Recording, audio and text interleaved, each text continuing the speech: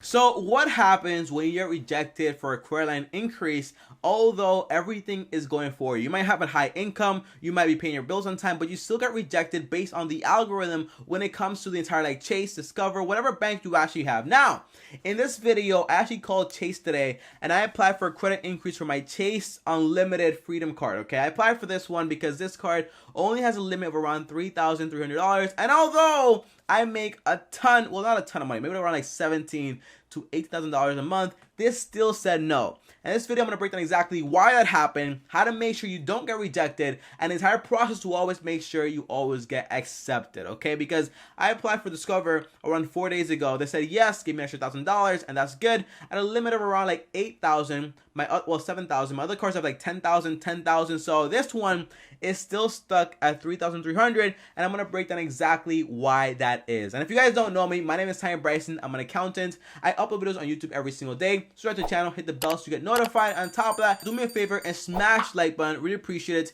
And comment down below and let me know, guys. Have you guys ever been rejected by a credit card? Have you ever been rejected for a credit line increase? And the answer is, for me, I've been rejected several times, and that's why I know so many little tricks and hacks to make sure you get accepted and what to do best here and there. And that's why I make these videos, not just for like the yes, yes, yes, but also for the no's and how to get around that and to make sure you guys don't make the mistakes I make. Now, before I tell you guys exactly what happened, how I got rejected, I want to make sure you guys understand one thing here, okay? There are a lot of ways to manage your credit, either if it's for optimization of credit where you want a very high score, or you want to do churning, or you just want capital. There are very different ways that affect your credit score and your chances by a big margins. For example, guys, if I wanted a very big, very high credit score, what I would do is keep my utilization rate very low, pay my payments on time, make sure I'm borrowing, paying that on time also, making sure I don't have any disputes, none of that stuff, and everything is fine,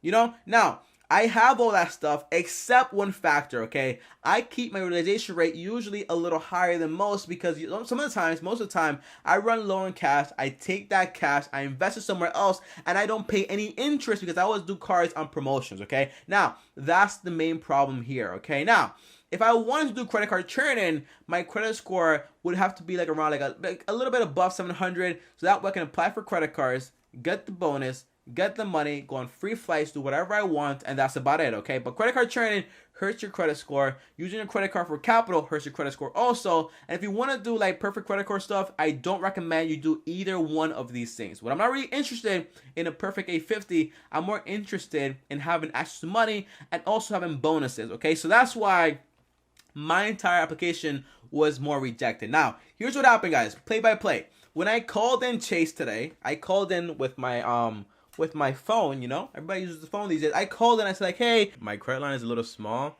and I was wondering like what we can do about that, because I noticed that, you know, like my other like Chase card I have like $10,000 and my other cards have like $10,000 also, and this one here I have like 3,000, like I think like $300. And I was calling in to ask like exactly like if we can like raise that or what we can do about it. Oh, well, certainly know it's important to have that extra, spend line on your account. We're happy to look into that. Because I love the entire like 1.5% on this card. However, I can't really take advantage of it because the credit line is like so small, you know? Now she said, yeah, I understand that. And basically, the first person I called didn't really know a lot about the entire process because, again, she's just following an algorithm, an application that says yes or no, and he doesn't know what to do and can't really do much once the application has been rejected. So here's what happened. I called in and she said, okay, I'll check, I'll try. How much money do you make? I said blank. How much money do you spend? I said blank. How much money do you have? I said blank, okay? Once she asked me those questions, she said, well, I'm sorry, sir, we weren't able to go through. I said, okay. Okay. Sir, I do apologize. It looks like the request was declined. You receive a letter in 7 to 10 business days on the reason of that decline here. Okay. Sorry about that. All right, no problem. Is there any way to confirm like the reason it was declined? All right, that happens sometimes. It's happened to me before, and I still get accepted by doing one thing. I asked to have my application reconsidered by going into the application team and talking to them and having a conversation where I explain my situation, and that way it's much better. By the way, whenever you do apply for a credit increase, it does give you like a hard ding because you do a hard pull on your credit score and check out everything. So always consider that. Again, when you do credit card churning and you want money from your credit cards, that would always hurt your credit score. So that is the risk of doing these things, okay? There is risk with everything, and not everything is always okay. Yes, yes, yes, it's perfect. Sometimes things don't go as well as you planned them. So here's what happened. She connected me to the entire application network with actually review the application. I said hey, what's going on with my application? She told me hey Tommy, there's 4 reasons why your application got denied. Okay, here we go. The first one is I do have the reasons here why the application was declined. Yeah. There were 4 reasons. The first one is length of time account or accounts have been established, meaning that it might not have been established long enough for our bank to go ahead and provide you with another card. The length of your card. Well, you only have this card for around 8 to 9 months. It's too short. You can't apply for anything. I said hey, I've had my account with Chase for around 4 years. On top of that, you can see all the money I'm making through my account. So what's the big deal? It says payment amount above the minimum required on some Chase cards is low. Third one is one or more Chase card has high balance compared to the credit limit. So they're also speaking on the business card and the personal card that they have high balance on it. Yeah. So let's slow down here, okay? This is what I said, literally, okay? I'm going to play the call back with you guys as I talk so I can explain everything. And she said, hey, Tommy, your Chase business account has $9,000 in the credit card and your line is $10,000, and that's why that's a problem. From a bank perspective, it looks like you're spending way too much money versus the money you actually have. And I said, hey, I get that. I understand that. I try to help her out and squeeze her into it, but it didn't really work. And here's why. I said, hey, I make $10,000 on one side with my business on YouTube, and my side business with my entire checking accounts, I make an extra $7,000 to $8,000. So together, that's $18,000. If you can see my credit score, I have around $12,723 in credit card debt. So it's not a big deal. I can pay it off in 1 month if I wanted to. That's the entire purpose of it. And he said, yeah, but well, it's going by what is on the application, what is on your credit report, and also what's in the system at this time. That's what it's going by. And the decision has to be made on those criteria. She couldn't go beyond the entire, what she saw there. And she only saw the policies, the utilization rate, and that was about it. So the problem here was that, guys, because my credit balances were so high, she couldn't go beyond that. Even as I explained to her, I literally explained to her over and over and over again, if you are a business major, if you know anything about business out there, or you're an entrepreneur, you're watching this video right here, I'm pretty sure you'll get it, If a person, say for example, right, if a person tells you, hey, I want to borrow $1,000, and they literally make every single month for the past maybe 4 to 5 years, and say hey, for the past 4 years, I've been making $10 a week. And it's I need $1,000. You'd be like, hey, no way, I'm not gonna lend you that money. However, if that same person comes back to you and be like, hey, I've been making $10,000 a month for the past 4 years or so. Can I get $1,000 as a credit limit? You probably say yeah, no problem, because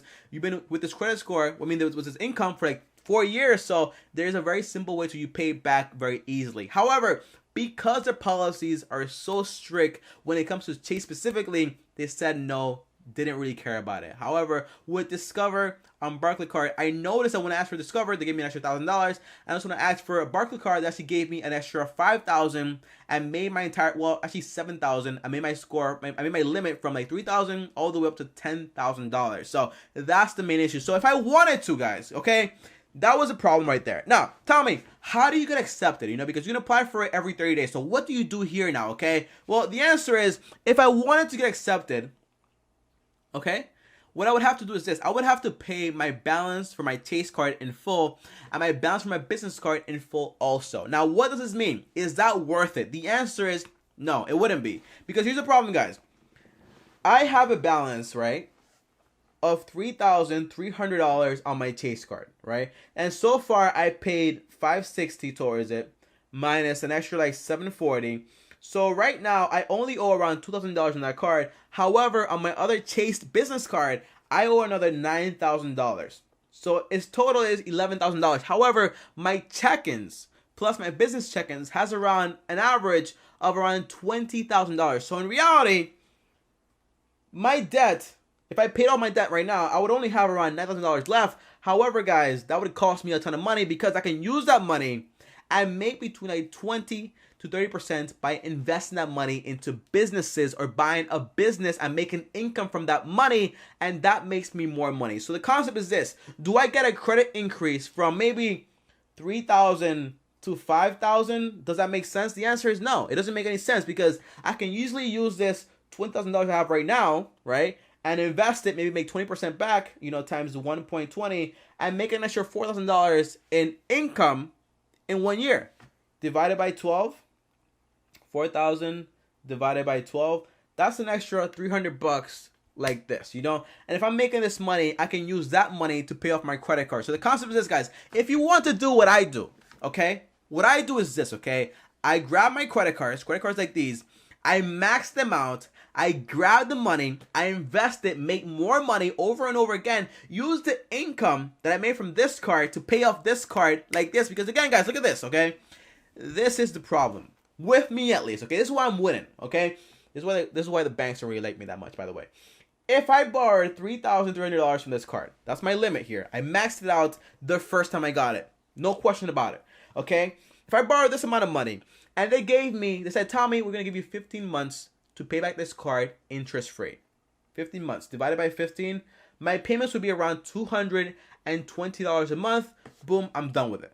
Okay? Simple enough. But if I invested this $3,300 and I made an average of maybe like 20 to 30%, well, that means that every single year I would make around $660. That's on the low end. On the high end, this money, by the way, usually what I do with money to make more money is I buy phones, I flip them. I also invest money into businesses, and that makes me money also by doing capital injections. I do that all the time, and that makes me a lot of money. That's why I say, like, for example, I had a phone here not too long ago. I have, one second, guys, okay? I have a phone here. This is an iPhone, this is a new iPhone 11, and as you guys can tell right here, I have the iPhone 10, but it's like the iPhone 11, the new one right here. However, I don't really buy new phones often, but I bought this phone, and I made a $50 profit by just selling it. So I already sold it, got the money already. However, usually I would buy an iPhone like this, okay, an iPhone X, for like $400, $300, and I would sell it for like $550, and instantly, if I bought it for, if I sold it for $550, no, usually I sell it for like $600, to be honest. I sold it for $600, and I bought it for $400 divided by 600. That means I just made a 66% profit. So that's why my market, the money I make from money is so high, because I make so much money by selling things over and over again. So for example, if I got $3,000 in a credit line from a credit card, and they gave me like 15 months to pay it off at $220 every single month, and this money can literally make me around like 60% in one year, which is like, maybe I'm lying, okay? I could make like probably like double the money. So for example, if I made like double this money, an extra $3,300, I can pay back their money in 1 year divided by 12. I can pay them back $275 like this every single month, because again, every time I buy a phone for like $400, I flip it for like $150. If I do one phone a week, $150 times 4, that's already $600. Okay, $600 times 12, that's around $7,200 every single year. You minus what I owe them, which is around like what is it like? That's my okay. So I still make $3,900. So that's why, if you ask me, Tommy, do you want a good credit score or do you want to make more money? The answer is I want them both, okay? My credit score isn't bad whatsoever, but what I do want most of all right now is to have more money to do bigger deals over and over and over again, okay? So if, for example, if I can get a sublease in a business and then use that sublease, which is like a little difficult, I won't really explain that much, I'll make a little video about it later on, but if I do that and I make money from that, like around like 50% of my money, maybe like double my money in 1 year, or I just like pay off the credit card in full, the answer is it's going to cost me a lot of money. So I 10 times rather, have a low credit card like score for now and then boost it up later on, because by the end of 6 months, in 6 months, I'll be paying off all my credit card debt, because again, I'm going to have around like $180,000 like saved up for like a real estate deal. Once I do that, okay, then I X out like all my credit card debt, and once I do that, my credit score is gonna boost up by like 80 points, 90 points. I did the estimates, and once I do that, I'm good to go. I'm back in the zone. However, what I don't do